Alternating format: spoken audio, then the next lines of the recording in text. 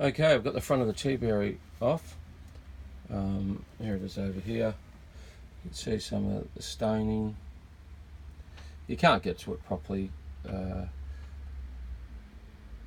can't get through all the switches and everything like that. It needs a good clean up.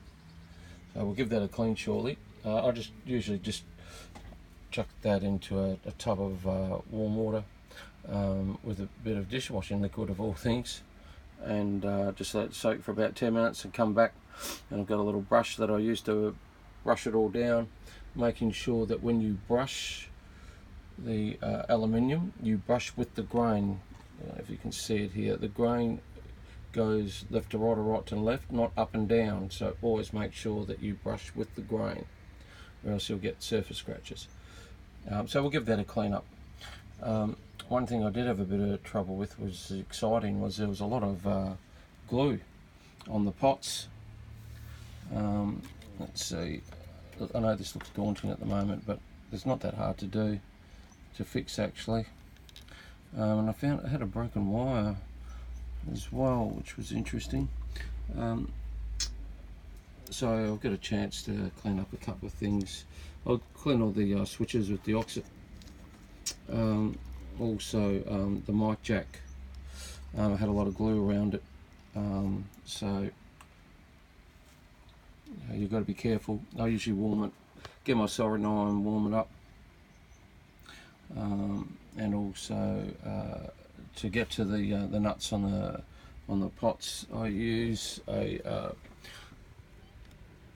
slightly modified pair of needle nose pliers, I suppose, that I've ground down the edges on a bit, and also that pair of needle nose there to undo the nuts. So between the both of them, you just got to be careful and patient when taking the face plates off these. Some of the radios are easy, they just come straight off like the washos and that, but these ones got a little bit more involved, and I doubt very much that this faceplate's ever been taken off. So as I said, I've got a couple of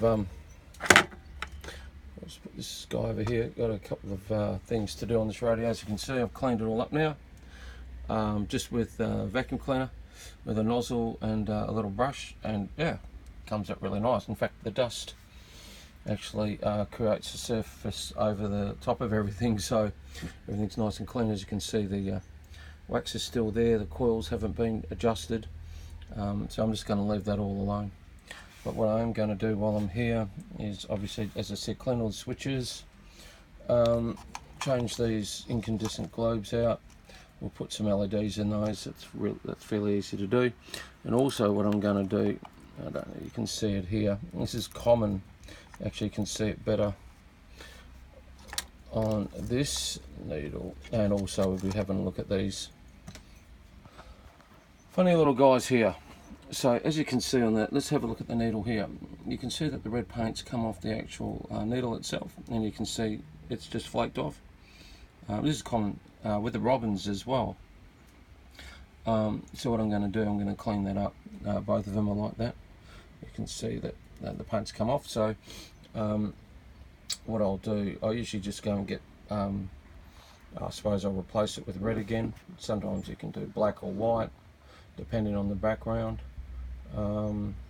Probably do the red. And what I use is a toothpick as a little paintbrush.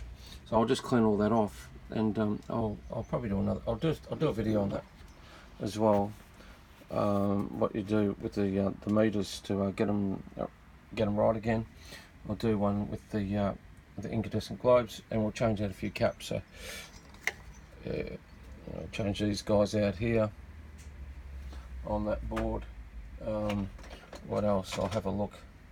As I said, I might have a look at this guy here, just the main ones, main caps. There are a couple of caps around the back here that can cause a bit of trouble. If they, obviously there's a hotter area of the board, so these guys here can, I'll have a look at it. I'll just usually do 3 or 4 at a time. I'll do a video on that.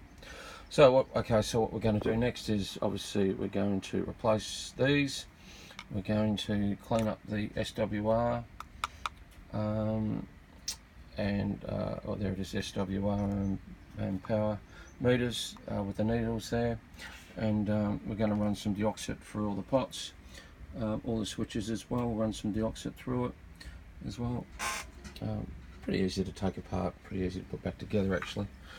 And we'll give this faceplate a really good clean, and we'll also put them in here and soak all the little control knobs. Yeah, so that'll be the next stage, and yeah, we'll see how we go.